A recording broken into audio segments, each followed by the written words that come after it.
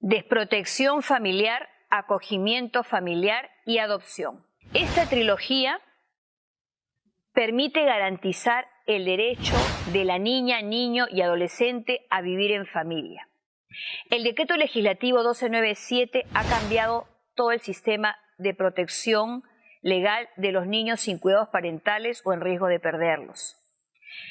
Para hablar de desprotección familiar, primero tenemos que diferenciarlo de la situación de riesgo. En el caso de la desprotección familiar, se presenta una amenaza o una vulneración de derechos para los niños de carácter grave que van a vulnerar su derecho al desarrollo integral y que esto sucede ¿por qué? Ya sea por negligencia o descuido de los padres, porque no cumplen con sus responsabilidades parentales, ya sea porque no quieren o no pueden o carecen de competencias parentales.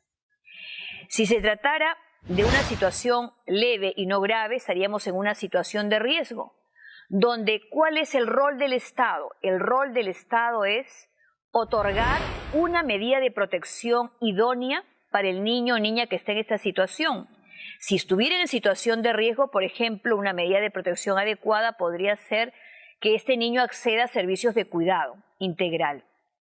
Pero en el segundo caso, en desprotección familiar, como la situación es grave, estamos hablando de que el niño deberá separarse de la familia. Y ahí estamos aplicando el artículo 20 de la Convención sobre los Derechos del Niño, que implica que esta separación es de carácter excepcional, como dice la Convención, y que el Estado estará en la obligación de otorgar una medida de protección idónea basada en el principio de necesidad, que podrá ser un acogimiento familiar, ya sea en familia extensa, ya sea por terceros o profesionalizado, e incluso el acogimiento de hecho, que bueno, es una situación de hecho que se podrá dar, pero también un acogimiento residencial, ¿no? Y como última ratio, ya mirar en la adopción previa declaración de adoptabilidad.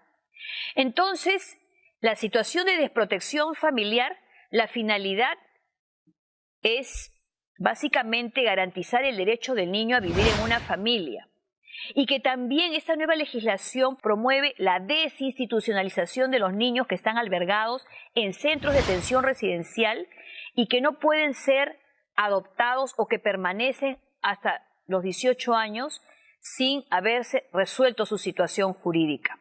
Entonces, lo que se quiere es tener un marco de principios, como el principio de informalismo, por ejemplo, para que estos procesos no sean tan formales y permitan realmente aplicar de manera diligente el proceso e informal que garanticen los derechos del niño y fundamentalmente su interés superior. Pero cuando el juez ya declara definitivamente la desprotección familiar, nos preguntaremos, ¿este niño o niña es adoptable o no? Porque antiguamente se adoptaba a los niños con una sola declaración de abandono. Pero también había otro vacío, que en la propia declaración de abandono no se declaraba la pérdida de la patria potestad. Hoy en día debe hacerse eso con la nueva ley y además el juez tendrá la posibilidad de declarar la adoptabilidad siempre y cuando el niño sea adoptable. Y ahí debería haber una evaluación de carácter psicológico para ver si este niño está apto para la adopción, para incorporarse a una familia sustituta, a una familia adoptiva que le deberá garantizar su derecho a vivir en familia y la cual deberá haber sido previamente evaluada, capacitada, sobre todo en esas competencias parentales que nos exige la ley. Entonces, tenemos que, si reflexionamos en este tema, cuando se otorga, por ejemplo, en situaciones de protección familiar, una medida de acogimiento en familia extensa, esta familia tratará pues de garantizar los derechos específicos del niño que tiene a su cargo, con la finalidad de reintegrarlo a su familia.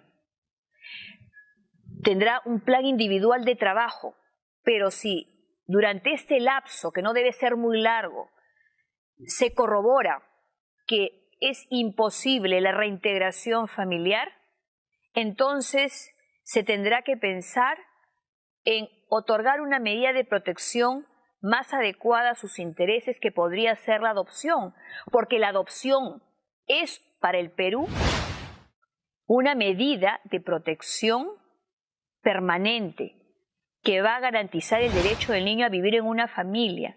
Y esta nueva regulación sobre la adopción nos trae aspectos muy interesantes, como por ejemplo que el niño adoptado ya tiene derecho a conocer sus orígenes y saber quiénes son sus padres biológicos en un futuro. Y básicamente todos estos procesos de desprotección familiar y de adopción tienen que estar basados en la consideración del niño como sujeto de derechos. ¿Y cómo se manifiesta esa consideración?